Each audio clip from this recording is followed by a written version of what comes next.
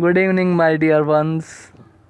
Once again, I am with you to teach you a geography lesson. Don't understand that I am going to teach you geography lesson because it is not like a geography lesson. It is a poem that's name is geography lesson.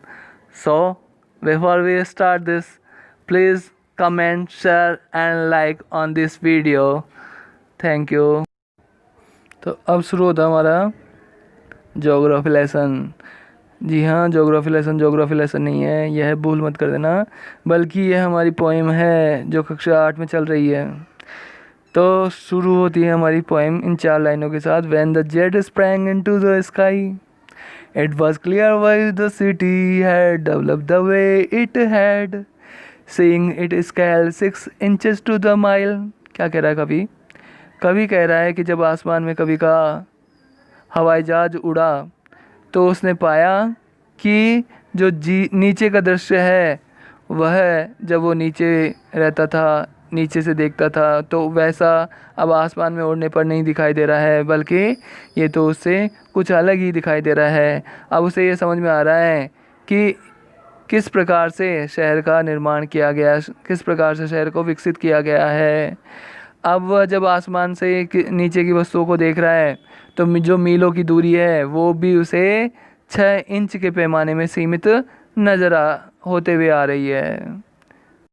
तो इस प्रकार से आपको समझ में आ ही गया कि आसमान में जब हम किसी भी चीज़ को देखते हैं तो हमें उसके पूरे पक्ष दिखाई देते हैं, जबकि हम ज़मीन से किसी चीज़ को देखते हैं तो उसके हम केवल और केवल सामने वाले ही पक्ष देख पाते हैं।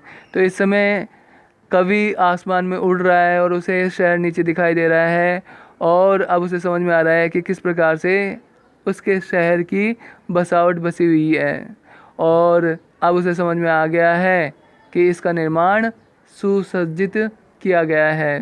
तो आगे की 4 लाइन देखते हैं, उसमें और आपको समझ में आएगा।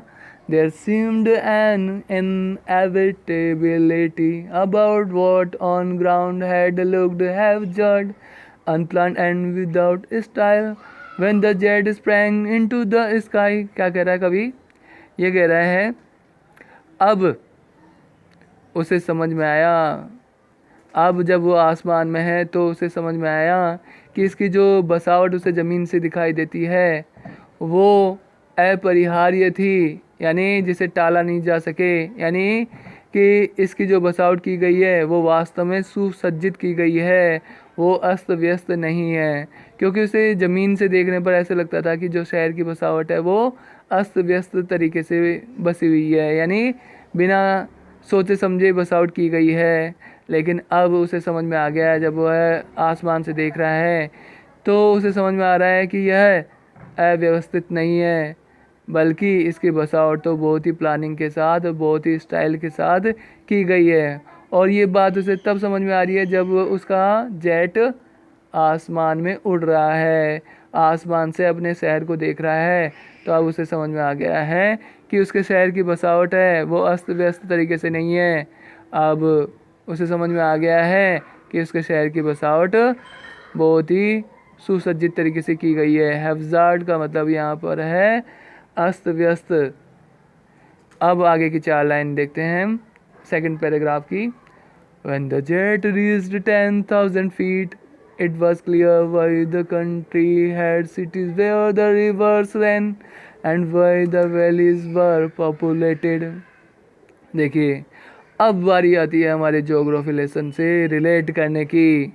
अब उसका जो हवाई जहाज़ है वो आसमान में और ज़्यादा ऊंचाइयों पर उड़ रहा है, और जब ऊंचाइयों पर उड़ रहा है तो उसे अब और ज़्यादा पृथ्वी का पर्यावरण, पृथ्वी का भूमंडल दिखाई दे रहा है। अब वो लगभग 10,000 फीट की ऊंचाई पर उड़ रहा है, और अब उसे स्पष्टतः शहर के जो देश के शहर हैं वो समझ आ रहे हैं, वो दिखाई दे रहे हैं।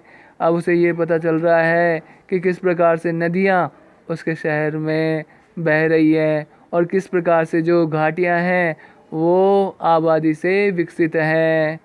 कहने का अर्थ है कि जहाँ पर नदियाँ बह रही हैं वहाँ वो घाटियों को आबादी से विकसित पा रहा है। उस जहाँ जहाँ नदियों का बहाव क्षेत्र है वहाँ वहाँ आबादी बसी हुई है। तब उसे जब वो ज़्यादा से ज़्यादा ऊंचाइयों पे जा रहा है तो ज़्यादा से ज़्यादा उसे ज्योग्राफी के पार्ट्स दिखाई दे रहे हैं। अब बारी आगे की 4 लाइनों की। The logic of geography that land and water attracted man was clearly delineated when the jet reached 10,000 feet। अब जो ज्योग्राफी का लॉजिक है, ज्योग्राफी का क्या है नियम, कि जहाँ जहाँ पर ज़मीन और पानी सुव्यवस्थित होंगे वहाँ वहाँ मनुष्य आकर्षित होगा और वहाँ वहाँ वो अपनी आबादी को बढ़ाएगा। अब ये स्पष्ट नज़र आ रहा है कि ज़मीन का और पानी का मनुष्य के साथ गहरा संबंध है। अब कवि को ये तथ्य समझ में आ गया है कि जो ज्योग्राफी के 2 पार्ट्स हैं यानी लैंड और वाटर, वो मनुष्य को किस प्रकार से आकर्षित करती हैं। तो जहाँ जहाँ ये दोनों पर्याप्त और प्रचुर मात्रा में होंगे वहाँ वहाँ मनुष्य की आबादी घनी और विकसित होगी। कहने का मतलब है जहाँ जहाँ पर लैंड और वाटर उपजाऊ होंगे, वाटर पर्याप्त होगा, लैंड उपजाऊ होगा, वहाँ पर मनुष्य स्वतः ही चला जाएगा, वहाँ पर मनुष्य स्वतः ही खिंच जाएगा।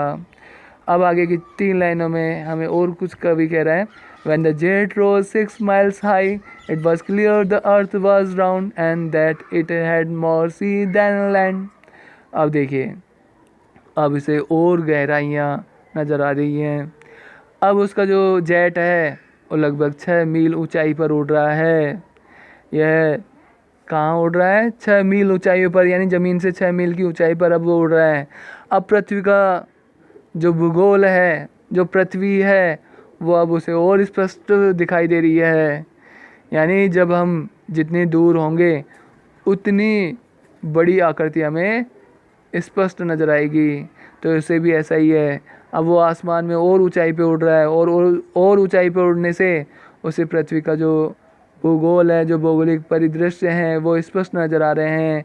अब उसे समझ में आ रहा है कि जो पृथ्वी है वो गोल है, और उसे अब ये भी दिखाई दे रहा है कि ज़मीन से ज़्यादा तो समुद्र का विस्तार है, ज़मीन से ज़्यादा तो समुद्र फैला हुआ है।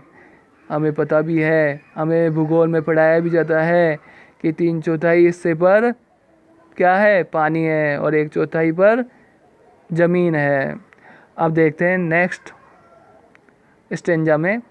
But it was difficult to understand that the men on the earth found causes to hate each other, to build walls across cities and to kill from that height. It was not clear why। अब कवि क्या कह रहा है? अब कवि कह रहा है लेकिन फिर भी मुझे इतनी ऊंचाइयों पर जाने के बावजूद भी अब भी नहीं समझ में आया कि जो मनुष्य पृथ्वी पर पाया जाता है, जो मनुष्य पृथ्वी पर रहता है, वो एक दूसरे से इतनी नफ़रत क्यों करता है, और इतनी नफ़रत से अंधा होकर वो अपने इर्द गिर्द, अपने शहरों के आसपास वो दीवारें खड़ी कर लेता है। पूरे शहर में, पूरे देश में वो दीवारें बना देता है, और नफ़रत में अंधा होकर एक दूसरे को मारने पर आमादा भी हो जाते हैं। मैं इतनी ऊंचाई पर और इससे भी ऊंचाई पर पहुंचने के बावजूद भी यह नहीं देख पा रहा हूँ, यह समझ नहीं पा रहा हूँ कि ऐसा क्यों होता है, ऐसा क्यों होता है, उसको अब भी समझ नहीं आ रहा है। तो एक बार पुनः धन्यवाद, और please subscribe this channel. Thank you.